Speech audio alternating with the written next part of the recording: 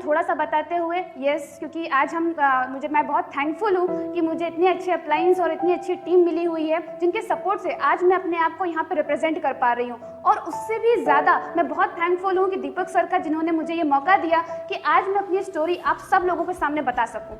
Yes, मैं यहाँ पे इलाहाबाद मांडा के एक छोटे से गांव में रहने वाली लड़की हूँ और मैं लोअर मिडिल क्लास फैमिली से बिलोंग करती थी। बहुत ही छोटा घर, जैसा आप समझ सकते हैं कि पेंटिंग्स में आप बनाते होंगे, एक कच्चा घर था मेरा। और कच्चा घर में जैसे काऊ डंग की लिपाई होती है, बिल्कुल वैसा ही घर था। और मेरी मॉम मुझे स्कूल भेजती थी, और स्कूल जो था हमारे 10 किलोमीटर की दूरी पे था जो हमारा स्कूल था। और जैसे कहते हैं ना कि जब छोटे घर में होता है कि मम्मी लोग जो होती हैं अपने छोटे बच्चे को अपने कमर पे बैठा के भेज देती हैं, तो वैसे मेरा छोटे भाई को मेरी मम्मी मेरे कमर पे बैठा के भेज देती थी कि मुझे घर का काम करना है, तुम इसको लेके चली जाओ और इसको लेके स्कूल चली जाओ, वहीं पे बैठाए रखना बस। तो वहाँ पे बोरियों से सिल के वहाँ पे बिछाया जाता था, और बिछा के बिल्कुल बहुत अच्छी तरीके से मैं उसमें बैठ के पढ़ती थी। इवन गिनती भी मैंने ऐसा सीखी थी कि मिट्टी की गोली जैसे बनाते हैं और उसको चूल्हे में सीख के उससे मैंने गिनती करना सीखा था। तो ऐसे घर से ऐसे बिलोंग करती थी। कहते हैं कि बचपन बहुत ही सारा सुहाना होता है, लेकिन शायद किस्मत को कुछ और ही मंजूर था। और धीरे धीरे मुझे पता चला, मैं आपको बता दूं कि मेरे जो फादर हैं वो पुलिस में काम करते थे, और उनका घर पे जो होता है कम आना होता था। और कहते हैं लड़की जो होती है ना अपने पापा के बहुत ज़्यादा क्लोज होती है।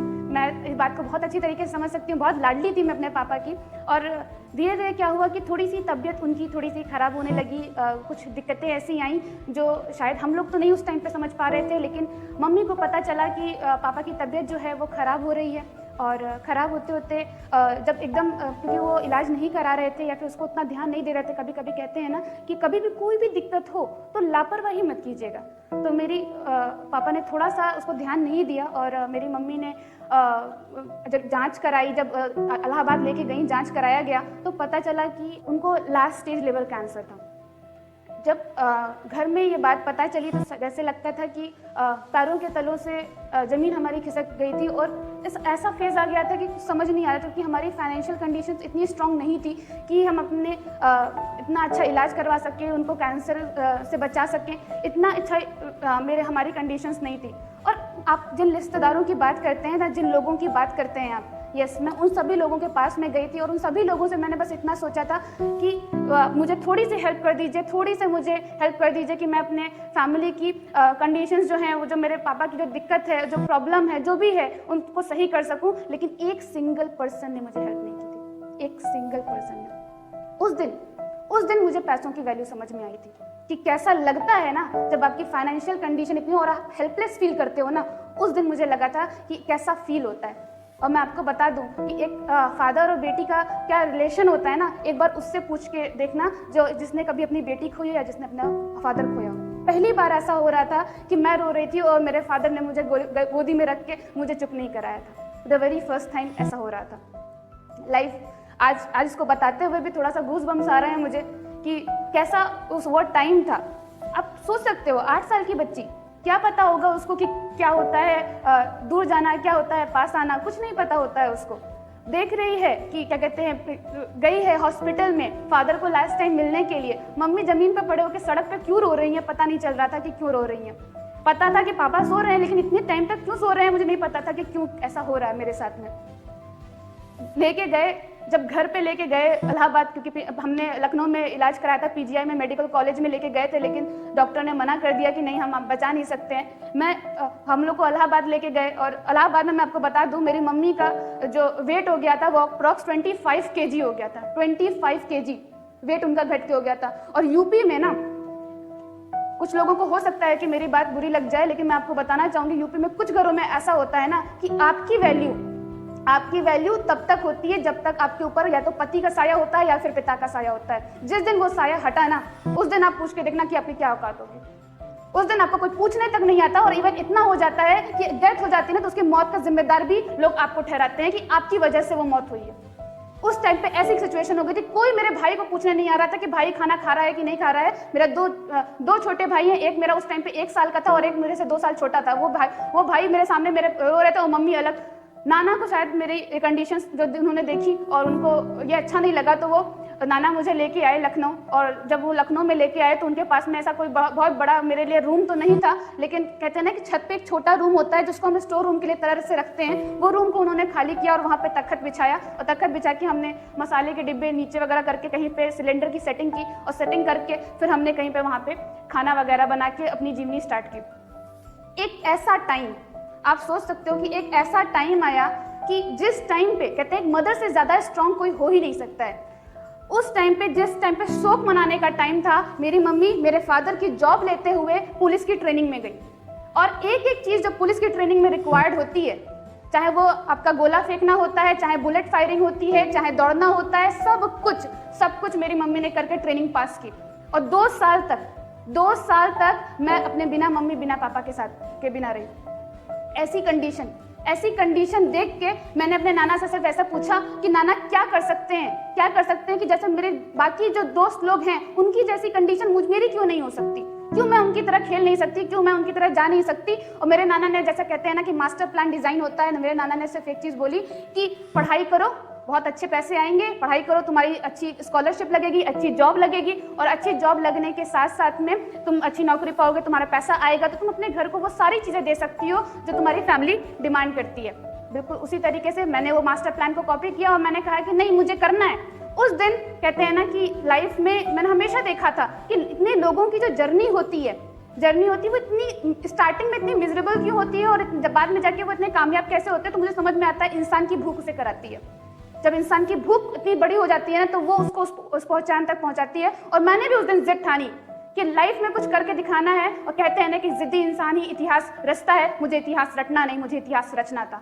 और मैंने उस दिन ठाना कि नहीं, मुझे करके दिखाना है। और यस, मैंने अपनी पढ़ाई शुरू की। गुड्डी गुड़िया, जिस टाइम पे कहते हैं ना कि गुड्डे गुड़िया से लड़कियां खेलती हैं, उस टाइम पे मैंने अपने भाइयों की पेरेंट टीचर मीटिंग अटेंड की, बीइंग अ पेरेंट। कहते हैं मैं जा रही थी, मैं रास्ते से जाती थी, जहाँ पे आइसक्रीम के कहते हैं ना स्टॉल लगते थे आइसक्रीम की या फिर कैंडीज की, उस जगह से मैं अपने भाइयों को नहीं लेके जाती थी कि कहीं गलती से मांग ले, क्योंकि मेरी बहन के पास में पैसे नहीं थे, उनकी बहन के पास में पैसे नहीं थे कि उनको जाके कुछ खिला सकें। इस कंडीशन में मैं अपने भाइयों को अपने साथ में रखते हुए मैं अपना पढ़ाई शुरू की। और यस, क्योंकि पढ़ाई में, क्योंकि कहते हैं कि बस आपको एक पता चल जाना चाहिए कि लाइफ में सक्सेस कैसे मिलेगी इतनी सक्सेस, और उस पर आप आ जाओगे। तो जिद तो ठान ली थी। तो 10th क्लास में जो मैंने मार्क्स स्कोर किए थे वो अप्रॉक्स 96% मैंने 10th क्लास में अपने मार्क्स स्कोर किए थे, और बहुत ही अच्छा लगा। मुझे लगा कि लाइफ थोड़ी सी सेट हो जाएगी, लेकिन शायद नहीं थी।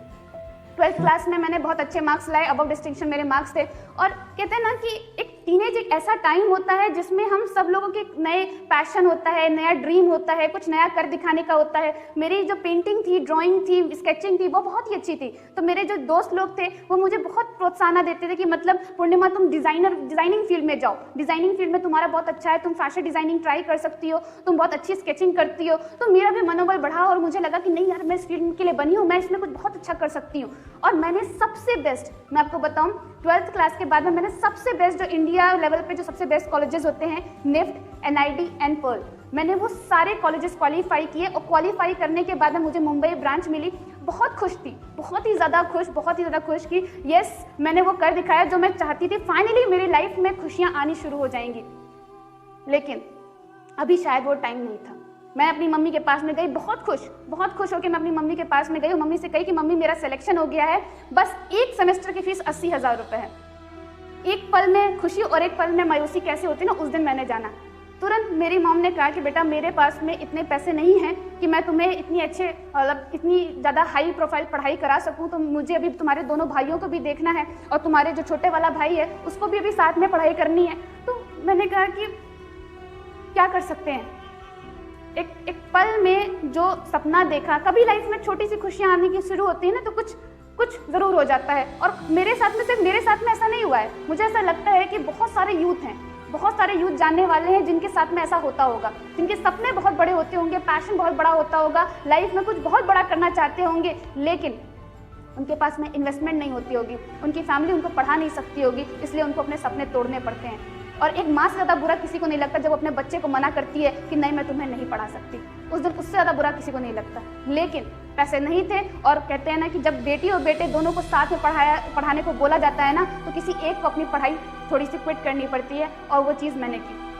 मेरे भाई को भी साथ में पढ़ाना था, तो मैंने ढूंढना शुरू किया कि मैं कहाँ पे पढ़ाई कर सकती हूँ कि मेरी स्कॉलरशिप लग जाए। स्कॉलरशिप लगने के साथ साथ में मैं थोड़ी सी पढ़ाई, थोड़ा सा मतलब वहाँ से मैं कुछ डिग्री ले लूँ कि मेरी जो आगे की जर्नी है वो बेस्ट हो। सिविल इंजीनियरिंग में आपको बता दूँ 4 साल का बीटेक, जहाँ मेरी एक सेमेस्टर की फीस 80,000 थी, वहाँ मेरे 4 साल का बीटेक 80,000 में हुआ।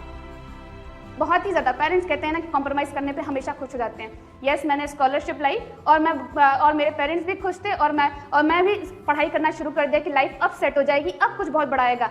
लेकिन जब तक मैं 4th ईयर में पहुंच के मैं देख क्या रही हूँ, आपको पता होगा कि अभी लॉकडाउन के टाइम से पहले भी अनएम्प्लॉयमेंट एकदम पीक पे थी। हम किसको देख के जान सकते हैं कि यार ये अगर मैं करूँगी तो मैं लाइफ में यहाँ पे पहुँचूंगी। डेफिनेट सी बात है, अपने सीनियर्स को देख के मैं ऐसा सोचूंगी कि लाइफ में अब कुछ मैं बहुत बड़ा कर सकती हूँ, और मैंने भी यही सोचा। और जब मैं 4th ईयर में पहुंची तो मेरे साथ में क्या हुआ, हमारे सीनियर्स कहीं पे जॉब नहीं पा रहे हैं या फिर कुछ नहीं हो रही, तो मैंने कहा यार एमटेक करने वाला, बीटेक करने वाला, साथ में हाईली एक्सपीरियंस पर्सन जब उसी जॉब को करने के लिए 10,000 में रेडी हो रहा है, तो वो बंदा मुझे जॉब क्यों देगा?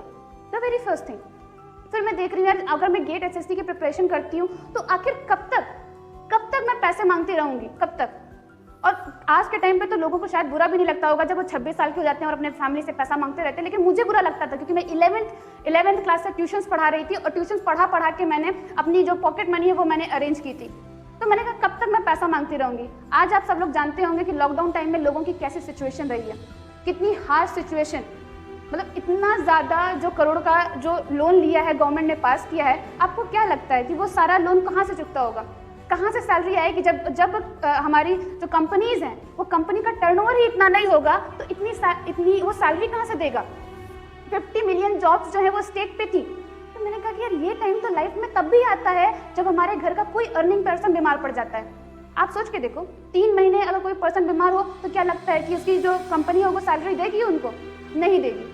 बिल्कुल उसी तरीके से होता है। और मैंने देखा कि नहीं यार, मुझे कुछ डिफरेंट ढूंढना पड़ेगा कि मेरे बाद में भी मेरी फैमिली को पैसा आए। अगर 2 लाख 3 लाख की ज़रूरत अचानक से पड़ जाए तो मेरे घर में पैसा आना चाहिए, मेरे पास में कोई सोर्स होना चाहिए जहां से मैं इनकम कर सकती हूँ। कहते हैं कि भगवान जब आपके हाथ खाली कर रहा होता है, मतलब कि कुछ बहुत बड़ा देने वाला होता है। और मैं भी लाइफ में बहुत कुछ अचीव करना चाहती थी और लाइफ में अपना बहुत बड़ा नाम चाहती थी, जो कि मुझे कहीं और प्लेटफॉर्म पर नहीं दिख रहा था। तो कहते हैं कि अगर आपको सक्सेस चाहिए और आप में शिद्दत से सक्सेस पाने की भूख है तो लाइफ में आपको वो अचीवमेंट मिलेगी। और यस, मेरी लाइफ में वो पर्सन आए जिन्होंने मुझे वो अचीवमेंट का रास्ता दिखाया, और उन्होंने जो मुझे प्लान दिखाया वो प्लान था वेस्टीज मार्केटिंग प्राइवेट लिमिटेड का। और मैंने जब वो प्लान देखा तो मुझे लगा कि मेरे दोस्त जो लोग थे वो लोग बहुत अलग अलग कंपनीज में ग्रो कर रहे थे, कुछ आगे बढ़ रहे थे, कुछ नहीं बढ़ रहे थे। तो मैंने उनसे पूछा कि कैसे कह सकते हैं